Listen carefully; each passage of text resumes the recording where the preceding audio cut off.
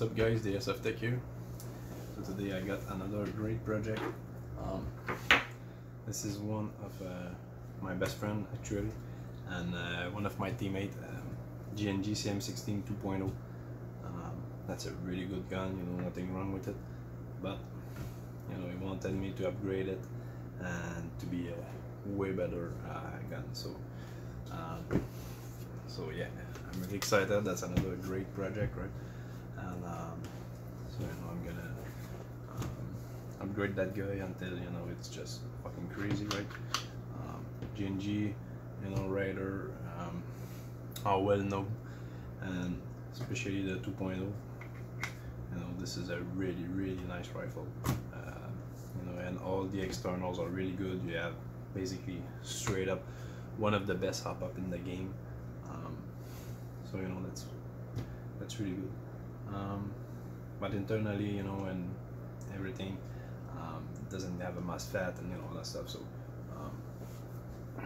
that's why I'm gonna upgrade it. You know, it's gonna be way better, and you're gonna love, you know, like those high power, high C rating, 11.1 LiPo. So yeah, that's pretty much it. So that's it for the gun. As you can see, you know, nothing crazy. That's pretty much stuck, right? So for the upgrade, for the ETU, I did go with the T238 version 2 gearbox, version 1.9 rear-wired MOSFET. So that's really good. For the motor, I did go with the T238 brushless motor, and this is a 3350 kV, you know, to give it a little bit more RPM. 4 gears. I did go with the ZCI 16:1 gear set. So you know, that's some really nice stuff, really good. For the piston, I did go with an SHS 13.5 teeth Swiss cheese piston. Again, that's super good. Piston head, cylinder head, we did go with the SHS stuff. So you know, all aluminium, super shiny, super nice. You have, you know, really nice compression and a really nice absorbing pad in there. And you know, especially with this piston, you know, everything is already re-corrected and all that stuff. So that's just a charm to work with it. I did go with the max adjustable nozzle, so you know, I can tune the nozzle, and you know, it's just easier for me to work with. I think those guns are like 21.2, but you know, this is just way better because you can really precisely adjust the length of it, and you know, those guys give always nice compression, at least with those guys. That's mostly what I use. So yeah, a little bit expensive, you know, compared to other nozzle, but this is just the best you can have. So the barrel ring and all that stuff, you know, that's just so good. For the barrel, I did go with a Maple Leaf 6.02 275mm barrel, just because, you know, price per performance, price per performance per price. You know, for the money you can get, you know, basically Maple Leaf, and that's just good. You have ZCI that makes really good barrel, but they have 285 or, you know, so 275 they didn't have any, so that's pretty good. And those ZCI barrel, basically at the end of it,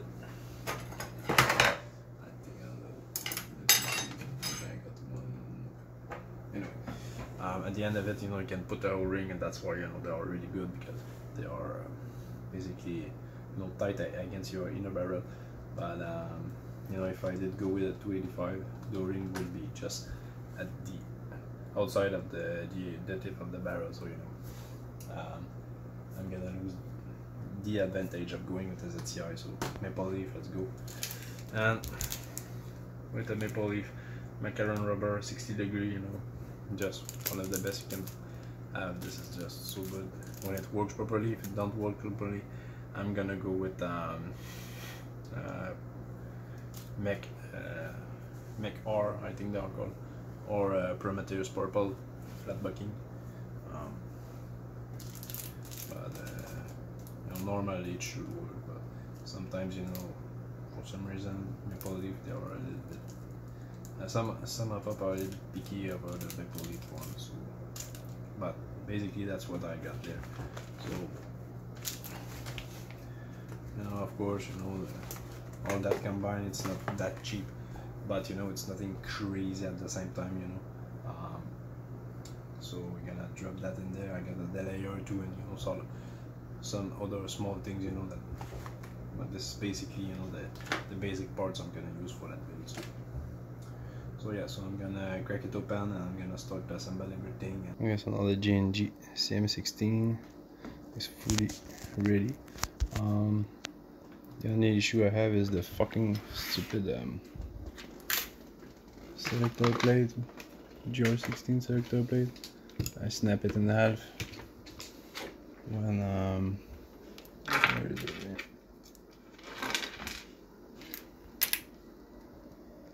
You know, because normally you can remove the safety and you just have to slide, but for some reason G&G decided that's not the way of doing it, so you kinda have to, you know, push it all the way and try to pry it a little bit, but it just snapped in half. You know?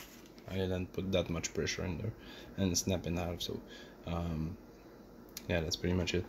So for now I only got a semi-auto on there, and when I'm gonna order another GR16, you know, for my friend, if you want to, but he always plays semi-auto, so I know that's not gonna be a big issue for him, but you know,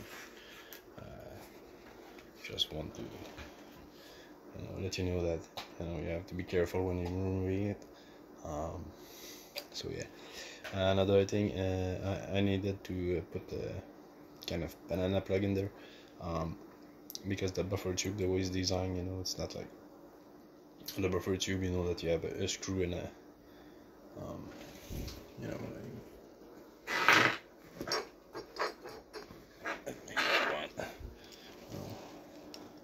you have a screw in that guy in there, and that lock a buffer tube against your spring guide, right? But the way this is designed, you have already, you know, like the nut if you want in there, and you cannot remove it, and the Deans doesn't go through that. So basically, you know, I had to, you know, like put something to been able to remove it. So you know, if you have to maintenance on it, or you want to disassemble it or whatever, that's gonna be possible right now. So another thing to keep in mind.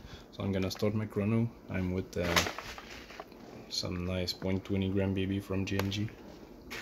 So and yeah, so the spring in there was super long, you know, for some reason, so I put a shorter one, 120, you know, same thing, and 275 mil barrel, and this is 6.02 mil in diameter. So you know, I should have I should get a little bit of FPS in there, gain, I think. It was shooting around 385, so you know, let's see. That's the okay. Let's try to align everything properly. Okay. So 388 41.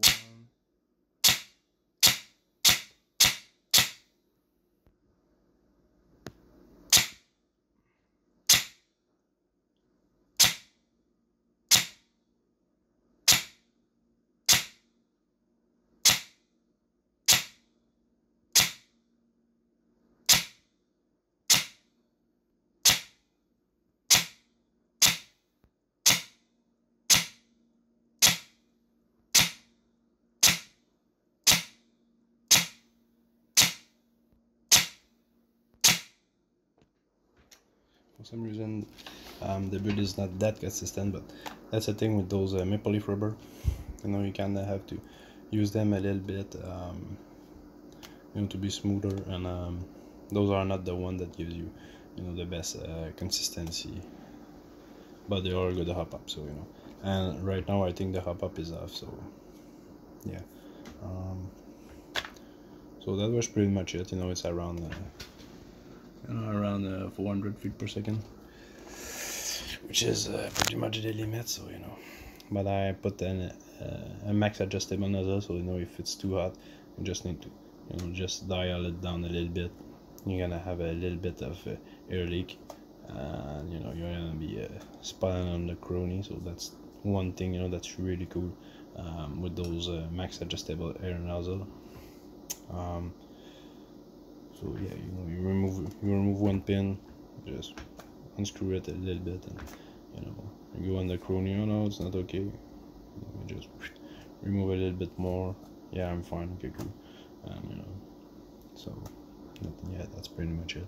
So it's kind of, you know, like you have a little bit of adjustable power if you want, because you can put your gun down all the way to, you know, like 280 if you want to.